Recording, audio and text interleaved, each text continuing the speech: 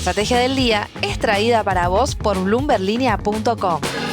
Muy buenos días, estrategas. Soy Francisco Aldaya, editor de bloomberlinia.com, y hoy les voy a contar las 3 noticias más importantes para que arranquen su día. Además, Tomás Carrió con el cierre de la semana. Como siempre, no se olviden de darle clic al botón para seguir a este podcast, de compartir este capítulo, de activar las notificaciones y si te gusta lo que hacemos acá de lunes a viernes, ¿por qué no darnos un 5 estrellas? 1. El Bank of America proyectó en un informe este mes que el dólar oficial podría subir hasta los 1.400 pesos a fines del 2025, es decir, después de las elecciones. Esa cotización implicaría una devaluación del 25% respecto a valores actuales y se aleja significativamente del rumbo trazado por el gobierno de Milei, que redujo el crawling peg al 1% mensual y ha reiterado que no va a devaluar más allá de eso. Según el informe del BOVA, que circuló fuertemente ayer entre grupos de traders, el desembolso que se vendría del FMI abriría las puertas para la salida de los controles de capital y ese proceso implicaría un nuevo salto cambiario. Recordemos que el último REM del Banco Central también reflejó proyecciones superiores a las pretendidas por el gobierno, con una mediana de 1.200 pesos con 50 para fines de año. A pesar de su discrepancia con respecto al tipo de cambio, el Bank of America elogió las impresionantes reformas estructurales del gobierno argentino, valorando el esfuerzo audaz y rápido para recortar gastos, anunciar incentivos a la inversión y revisar normativas energéticas. Los analistas del BOVA destacaron además que Argentina ha aplicado exitosamente un plan de estabilización que redujo drásticamente la inflación con un ajuste fiscal del 5% que resultó en un superávit financiero en 2024. También señalaron que el impacto negativo sobre la actividad económica fue menor al esperado. 2. Las acciones del macro lideraron las caídas ayer entre ADRs argentinos, con una baja que quedó en casi 9%, esto después de que el Banco de los Brito presentara resultados decepcionantes durante el cuarto trimestre de 2024. La entidad financiera informó un resultado operativo de 359.919 millones de pesos, representando una disminución del 84% en términos reales respecto al trimestre final de 2023. Según el broker SBS, la caída se dio principalmente por diferencias negativas en la cotización del oro y la moneda extranjera. La utilidad neta del macro alcanzó los 102.192 millones de pesos, que fue un 90% menos que en el cuarto trimestre del año anterior. El ROE, en tanto, quedó en 8,2% y el retorno sobre los activos, o ROA, se ubicó en 2,9%, ambos indicadores mostrando retrocesos. La cartera irregular de préstamos subió al 1,28%, mientras que el exceso de capital fue de 297%, lo que indica solidez financiera para el macro. Como aspecto positivo también, los analistas destacaron que el financiamiento al sector privado creció 14% en pesos y 29% en dólares, alineándose así con el deseo del gobierno de que los bancos reduzcan su exposición al sector público. Por su parte, Claudio Maulart, de Galileo, señaló que aunque 2024 no fue un buen año para el macro, la gerencia anticipa una mejora para 2025, proyectando un ROE de entre 12 y 15%. Si logra ese objetivo, generaría ganancias de aproximadamente 700 millones de dólares, lo que tras la reciente baja del precio de la acción convertiría a la entidad en una opción de inversión interesante. 3.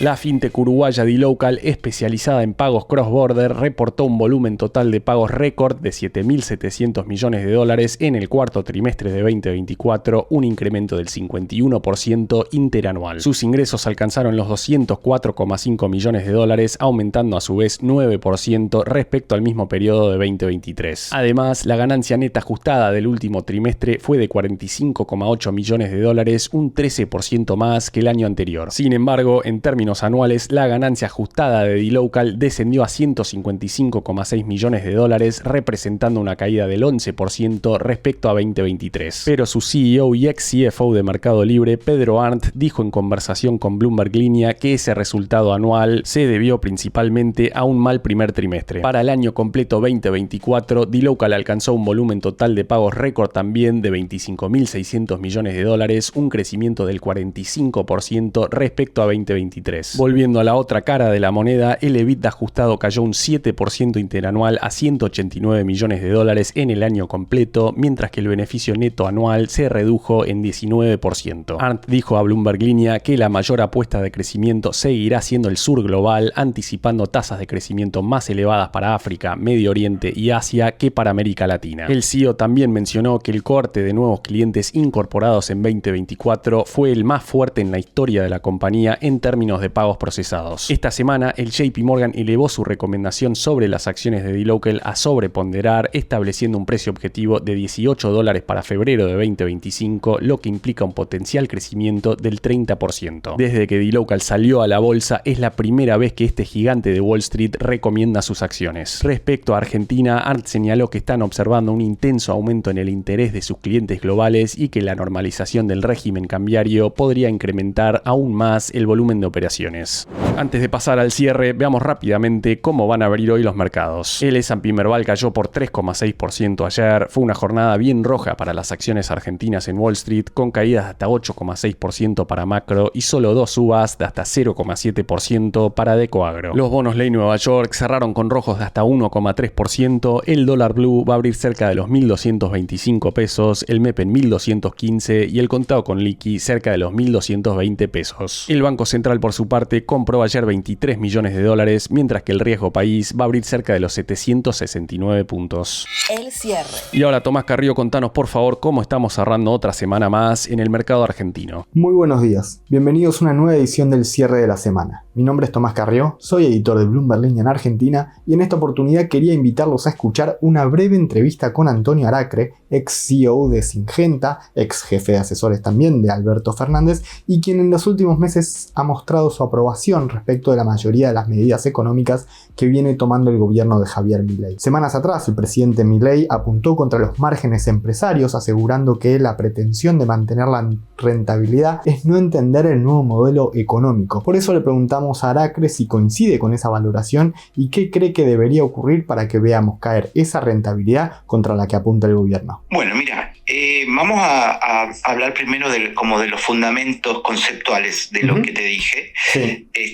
Lo digo también desde la experiencia de haber sido ejecutivo de una multinacional durante muchos años, sobre todo en los últimos 40, que la Argentina ha pasado por inflación alta, inflación un poco más baja, incertidumbre política, desabastecimiento, controles de precios, bueno, todo lo que te puedas imaginar y que si no lo viviste habrás leído seguramente. Sí. En ese contexto, digamos, los inversores del exterior, que son los grandes inversores, porque incluso cuando hay inversiones nacionales, en general por la escala se juntan también con inversores extranjeros, tienen una gran desconfianza sobre lo que pasa en Argentina, porque lo que más ha sido una constante en este país es el cambio, la inestabilidad de los procesos, la falta de continuidad de las políticas.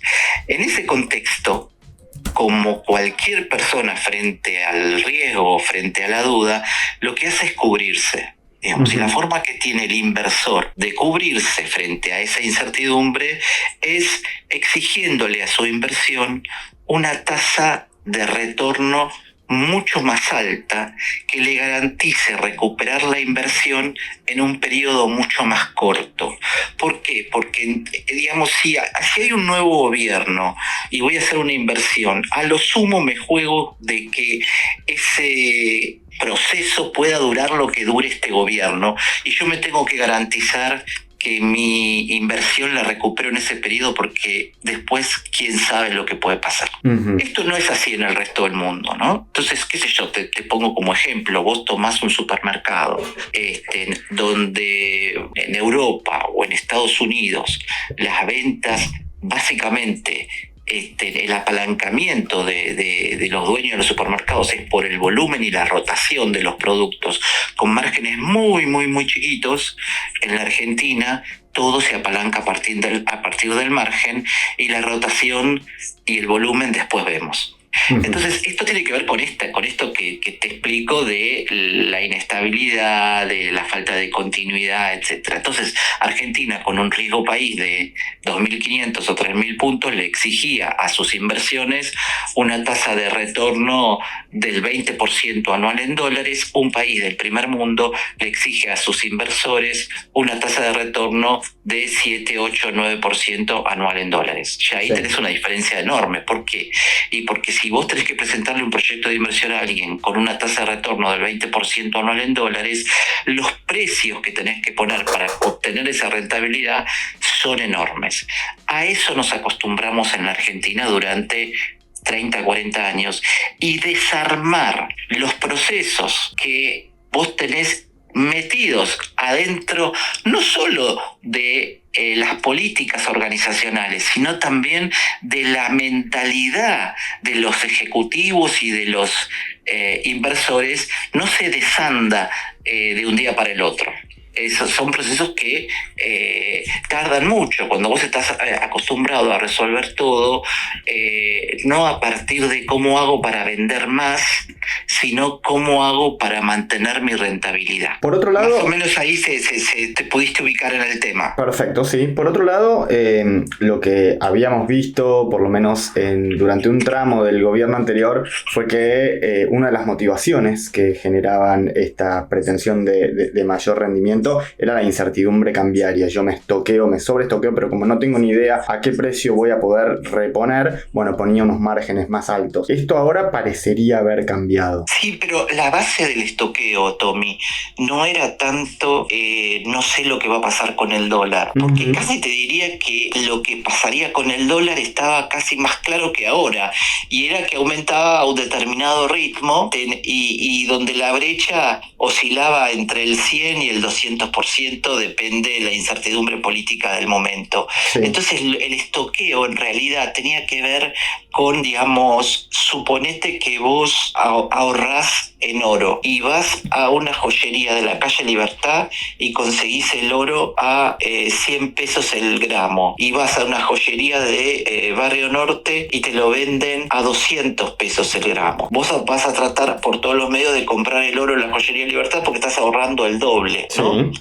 Entonces, vos lo que hacías en el 22 y en el 23 es tratar de importar todo lo que pudieras obtener permiso con las IRAs. Sí. No importa si lo ibas a usar, cuándo lo ibas a usar, cuántos años te iba a quedar en el stock o cuánta sobreutilización de la planta ibas a tener por siglos, porque en realidad lo que vos estabas era comprando dólares a 1/3 de lo que valían. Sí, sí es. Entonces, esa era la razón del estoqueo. Ahora esa razón no existe más, por eso vos viste que en el 2024 las importaciones bajaron drásticamente, también ayudadas por una caída de la actividad, sí. Pero ahí se combinó una caída de la actividad con una no necesidad de producción debido al gran sobreestoqueo que había. Lo que vamos a ver en el 2025 ahora es un crecimiento leve, pero crecimiento al fin, probablemente el 4 o 5% a lo largo de todo el año, un poco menos al principio, un poco más al final, y por lo tanto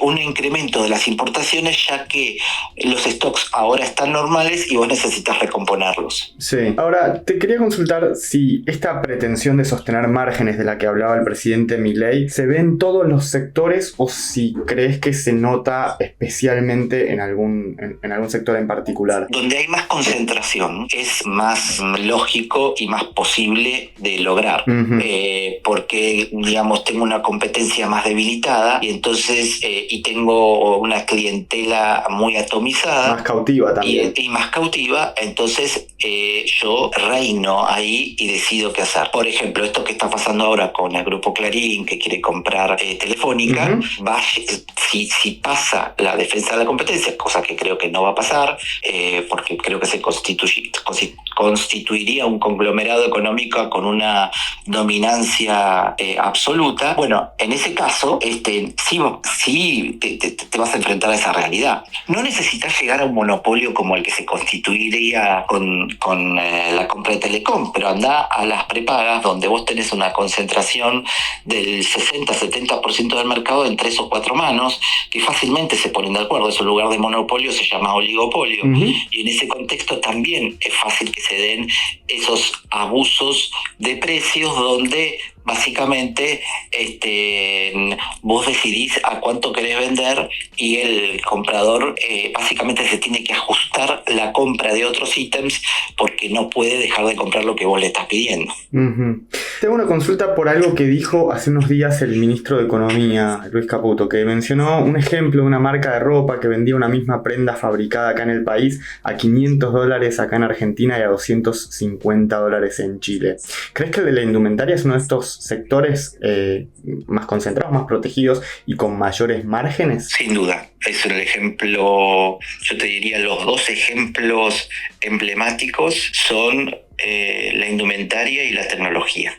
Lo que pagamos nosotros acá para yo lo llamo el armadero en lugar del desarmadero de Tierra del Fuego, es insólito y inaceptable, digamos, ¿no? Digamos, por el privilegio fiscal de un par de empresas, terminamos pagando las computadoras, los electrodomésticos y los celulares, que sobre todo en el caso de las computadoras y los celulares son hoy herramientas de trabajo fundamentales para el desarrollo de todo lo que tiene que ver con los emprendimientos y la ciencia del conocimiento, y los terminamos pagando en algunos casos el doble, en otros casos el triple.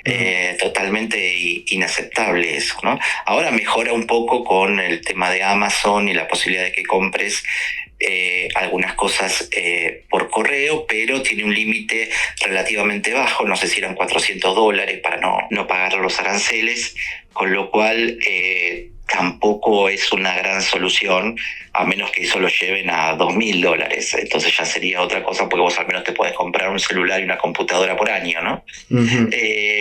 Pero sí, esos 2 sectores hiperprotegidos, y fíjate, como ejemplo, analizá la inflación de diciembre y enero en el rubro indumentaria, que es el que más se vio afectado por la expansión del correo puerta a puerta, y vas a ver que bajaron. El único ítem de la inflación que bajó los precios. Es bien sintomático, ¿no? Sí, te hago la última consulta por algo, un posteo que hiciste en redes sociales el día ese que Milei había apuntado justamente contra la rentabilidad empresaria.